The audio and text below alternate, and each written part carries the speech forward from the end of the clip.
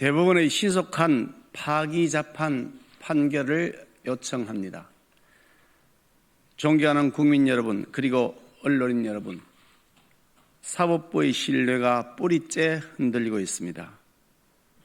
특정 사건에 대한 재판이 시작되기도 전에 A 판사는 인용이다, B 판사는 기각이다 라는 결론이 예측되는 경우가 다반사이고, 실제 그 예측이 현실적 결과로 나타나는 경우가 보편적으로 되고 있습니다. 재판 결과가 복불복처럼 어떤 판사가 담당하느냐에 따라 마치 노를 띠듯이 오락가락하는 현상이 비일비재해지고 있습니다. 이것은 국가의 근간을 흔드는 매우 심각한 문제입니다.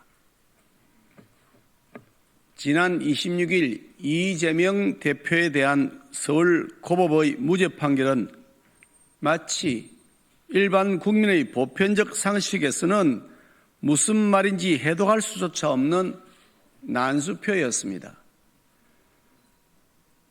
사진을 확대하면 조작에 해당된다고 하는 주장을 어느 누가 납득할 수 있겠습니까?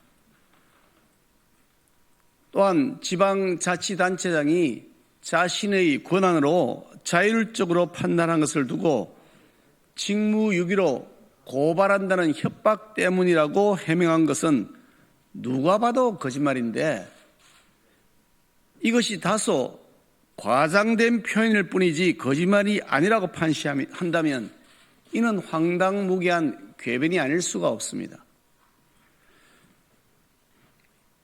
상식을 벗어나도 한참을 벗어났습니다. 판결문이 마치 피고인 이재명 변호인 의견서 같습니다. 이재명 대표 앞에만 서면 비틀어지고 휘어지고 쪼그라드는 사법 정의를 목도하며 나라의 법치가 조롱거리로 전락했다는 사실에 판사 출신 정치인으로서 깊은 자괴감이 듭니다. 공직선거법의 취지는 후보자를 보호하는 데 있는 것이 아니라 국민의 선택권을 보장하는 데 있습니다.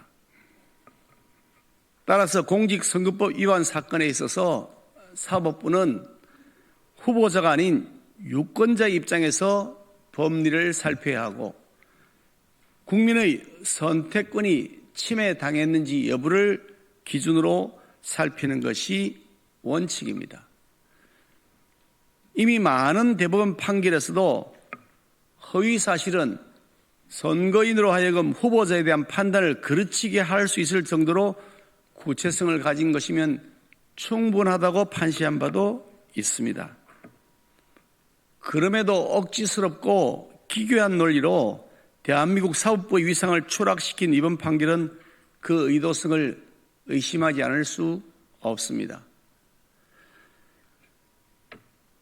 땅에 떨어진 사법부의 위상을 더 이상 이렇게 방치해서는 안 됩니다. 최종 시민 대법원만이 이번 항소심의 법리적 오류를 시정할 수 있습니다. 형사소송법 제396조는 대법원은 원심 판결을 파기한 경우에 그 소송 기록과 원심 법원과 제1심 법원이 조사한 증거에 의하여 판결하기에 충분하다고 인정한 때에는 피고 사건에 의하여 직접 판결을 할 수 있다고 규정하고 있습니다.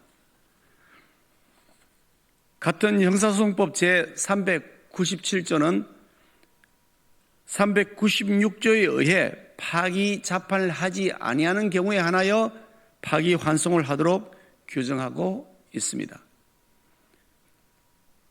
즉 파기자판이 원칙이며 파기환송은 예외적이어야 한다고 하는 것이 입법 취지입니다.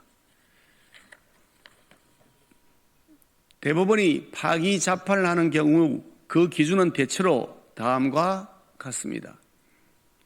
1. 사실심리, 다시 말씀드리겠습니다. 1. 사실심